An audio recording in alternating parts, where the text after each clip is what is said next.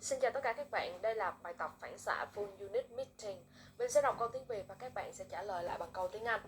Hãy lần lượt nêu nhận xét về ý tưởng của nhau. Please take turn to comment on each other's idea. Cô A sẽ ghi lại biên bản cuộc họp và sẽ gửi email cho mọi người vào chiều mai. Miss A will be taking the minutes of the meeting and she will email as everyone by tomorrow afternoon.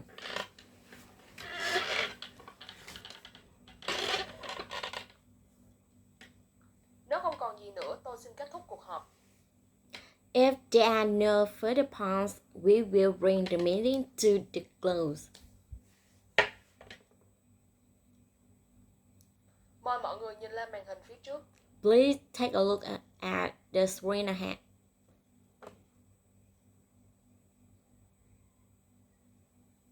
Cuộc họp sẽ kết thúc vào 3 giờ 30 chiều. We are scheduled to end at exactly 3:30 p.m.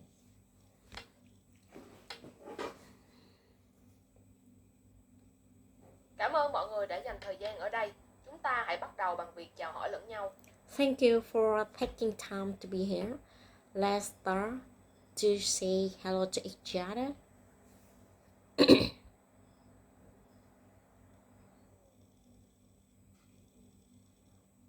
Hôm nay chúng ta có 2 chủ đề chính cần thảo luận. We have two key topics to discuss today. Ai muốn đảm nhiệm nhiệm vụ này? Who want to tackle on this task?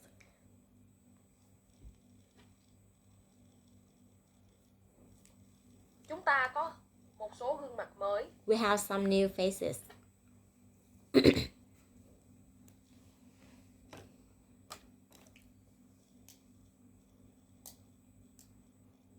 Tôi xin lỗi, nhưng tôi chỉ muốn chắc chắn rằng chúng ta không hành động quá hấp tấp. I'm sorry, I want to make sure we don't get ahead of ourselves.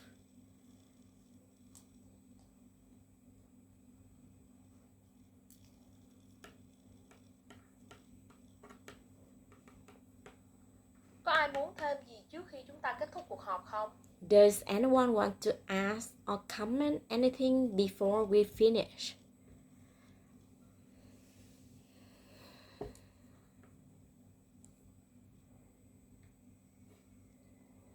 Còn kế hoạch marketing đang tiến triển ra sao?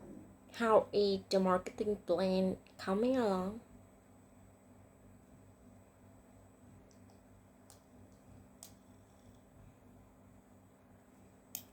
Chúng ta hãy tập trung vào vấn đề trọng yếu, điều đó hãy đợi bàn thảo vào lúc khác. Let's try to stay essential topic. That can be discussed another time.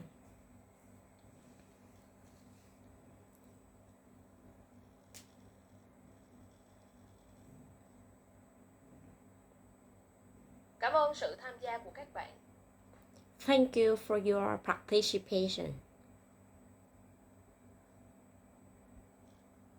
Sẽ có 2 phiên họp, mỗi phiên kéo dài 1 tiếng với 30 phút nghỉ sau phiên thứ nhất.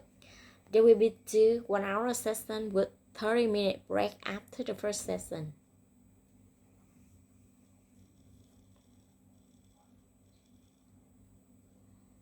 Lam sẽ dẫn dắt chủ đề kế tiếp trong chương trình. Xin cùng tôi chào đón cô ấy nhé. Miss Lam will be introducing the next topic on the agenda. Please join me in welcoming her.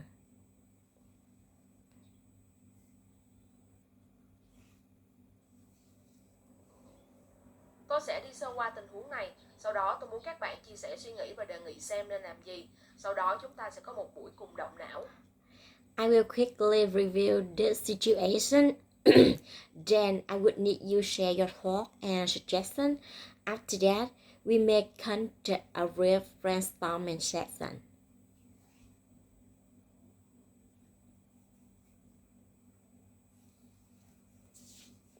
Hãy xem xét lần lượt và phân tích dữ liệu. Please take turn and analyze the data. Trước khi chuyển sang một chủ đề khác, mọi người có câu hỏi nào không? Are there any questions before you move on to another topic?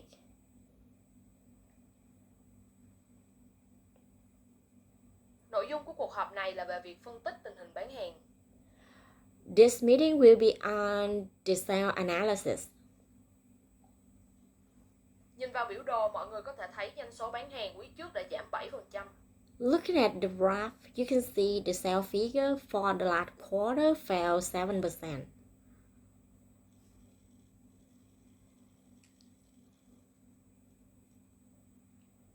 Tôi ý thức được rằng chúng ta phải cố gắng hơn để củng cố thị phần của mình. I'm conscious of our need to put more efforts into strengthening the market share. Chúng ta có 5 người mới tham gia buổi họp này, xin hãy chào đón họ. We have five new members. We have five members. We have five newcomers attending meeting today. We have five members attending today's meeting. Please welcome them as well.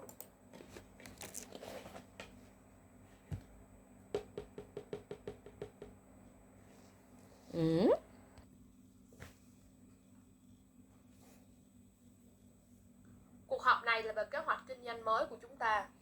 The meeting is about our new business. Tôi hy vọng mọi người vẫn nhớ những gì chúng ta thảo luận trong cuộc họp mới.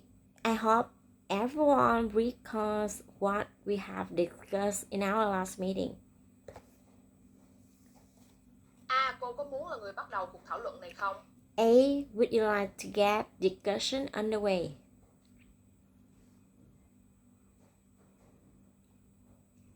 Rất tiếc là chúng ta không thể đồng ý nhất trí hôm nay. Hãy gặp nhau vào tuần sau. Too bad we are able to make a consensus today.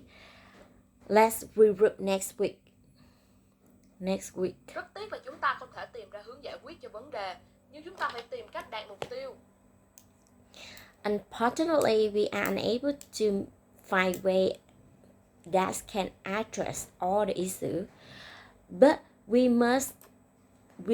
still must find way achieve the goal.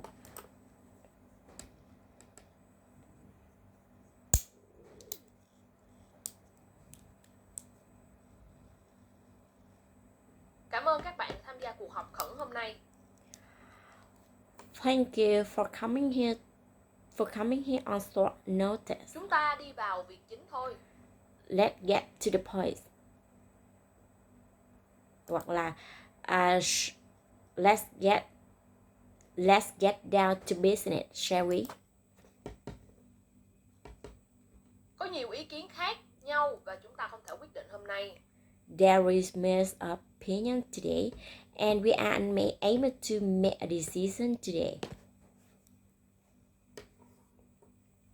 Trước khi bắt đầu, chúng ta hãy dành một tràng pháo tay để chào đón ông A. Before we begin, shall we give a big hand to Mr. A?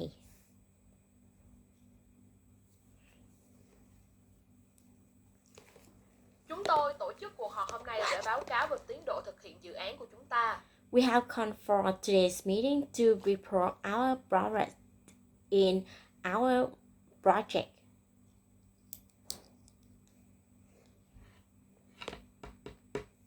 Sớm hay muộn, chúng ta cũng phải giải quyết vấn đề này. Sooner or later, we have to deal with it today.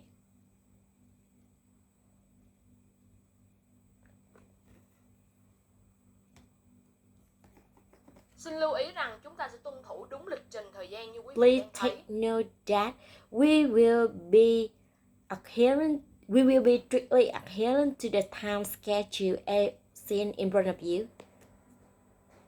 Có vẻ hơi mơ hồ, anh có thể làm rõ quan That điểm của seems mình a không? little vague. Could you clarify what you mean?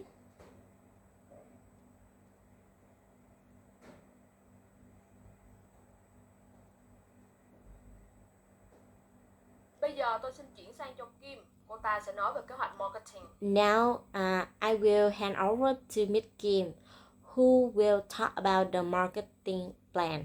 Hãy tóm lại những gì chúng ta đồng ý hôm nay. Let's sum up what we have agreed on today.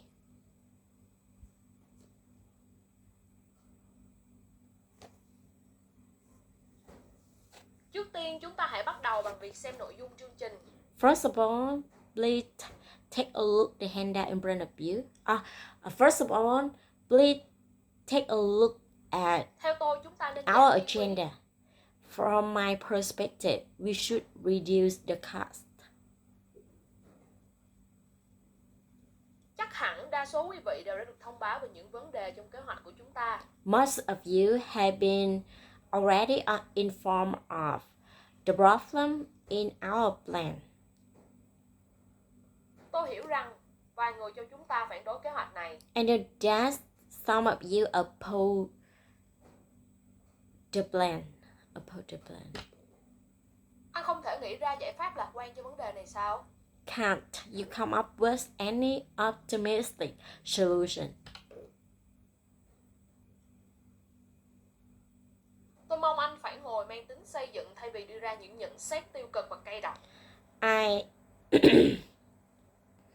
I appreciate constructive feedback instead of negative and snide remarks.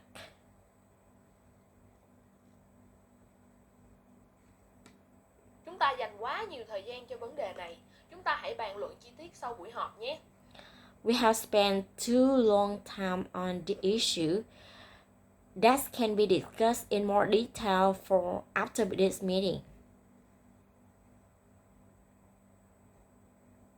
Tôi e là chúng ta còn vài phút nên hãy chuyển sang kế hoạch tiếp thị. I'm afraid we only have a few minutes left. Let's move on to the marketing plan.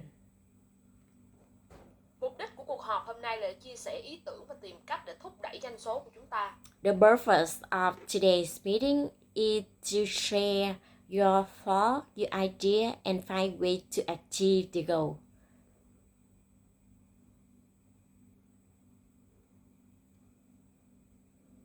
Quý vị có thể thoải mái đặt câu hỏi cho tôi trong khi tôi trình bày. Please feel free to interrupt me if you don't. Please feel free to interrupt me Tôi không if you thể have any hiểu ý anh muốn questions. nói vậy. Anh ủng hộ hành động nào? Anh có thể đề nghị hành động nào khác không? I don't know what you are saying. What action do you support and what alternative action that you suggest?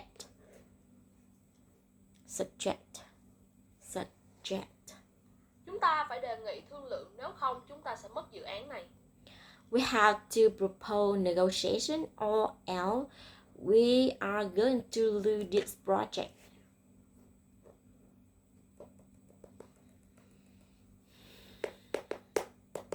Vâng, thưa mọi người, vui lòng hãy xem tài liệu ở phía trước mặt quý vị. Okay, everyone, please looking at the handout in front of you. Hãy để lại vấn đề này vào buổi họp khác. Let's save this matter for another meeting. Anh thu thập được tất cả dữ liệu này ở đâu vậy? Where were you able to get all the data?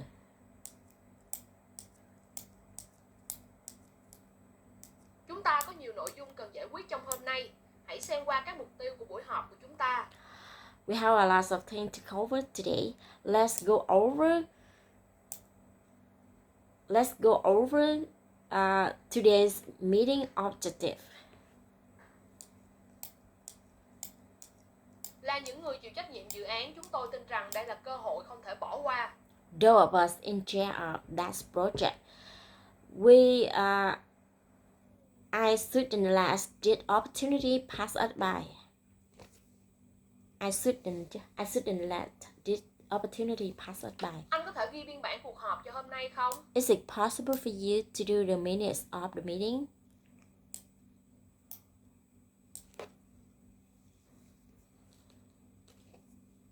Tôi nghĩ đó sẽ là thị trường tiềm năng để hướng tới.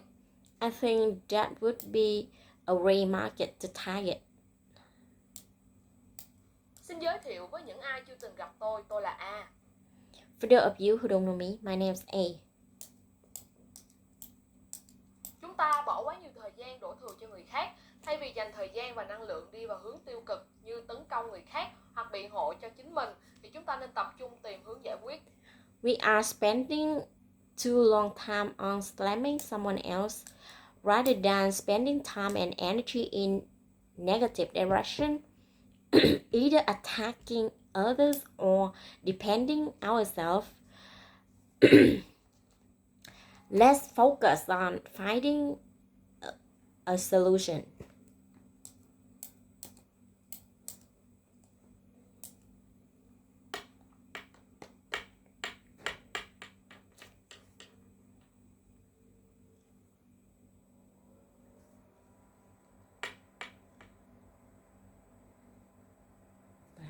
Tôi cần các bạn xung phong để giải quyết tình huống này. I need you to step up to the plate to tackle on this task.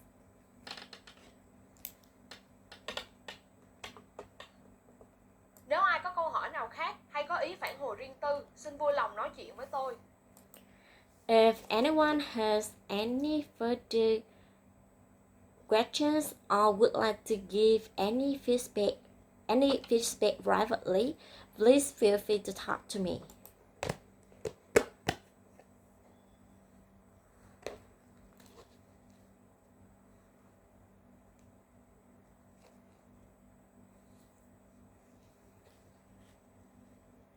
Hãy nói về những điểm mà chúng ta còn thiếu sót. Let's talk what we are lacking.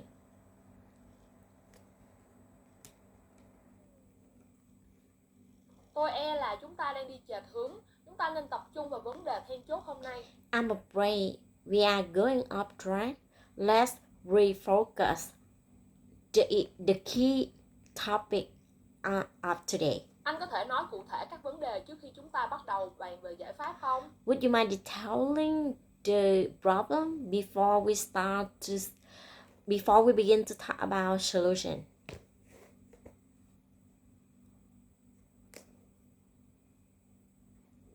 Em có ý kiến gì cho vấn đề nhân sự này không? Can I have your push on the issue, on the human resources issue?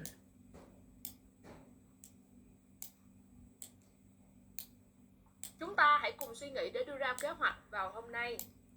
Let's put our heads together and come up with a plan today.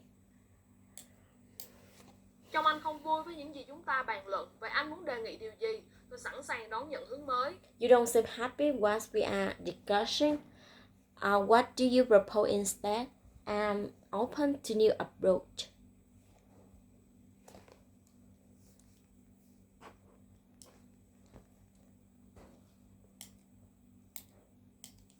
Cảm ơn mọi người đã đến dù thông báo gấp.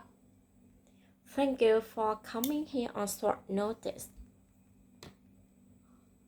Xin anh giải thích làm sao điều này có thể làm được. Could you please explain us how that's going to work? Tôi cho rằng anh đã phản ứng tiêu cực. I assume you are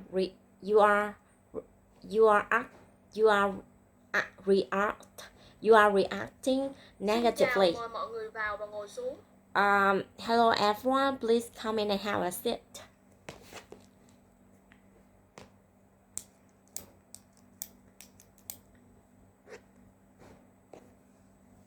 Tôi rất vui vì anh đề cập đến điều đó. I'm glad you brought that up.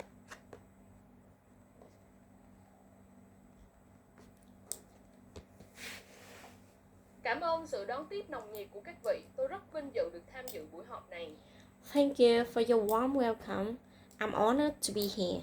I'm honored to join this meeting.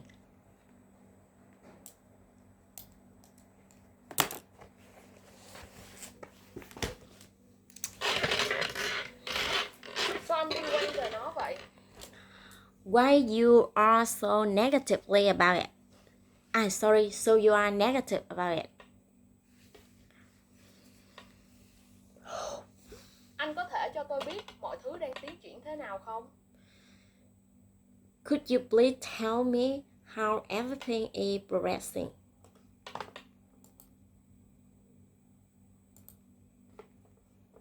Ai sẽ là chủ tọa? Who is going to run it today?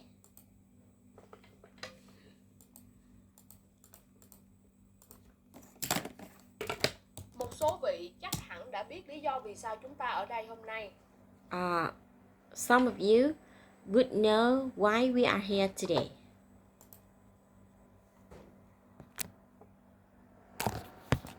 em đã tranh thủ hoàn thành báo cáo bán hàng chưa? Have you managed to complete the report?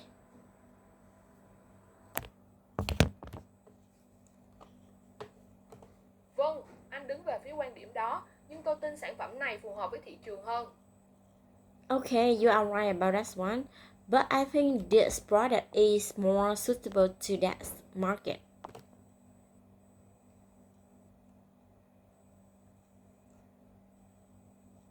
Lâu lắm rồi chúng ta mới lại họp. It's been a while since we had our last meeting.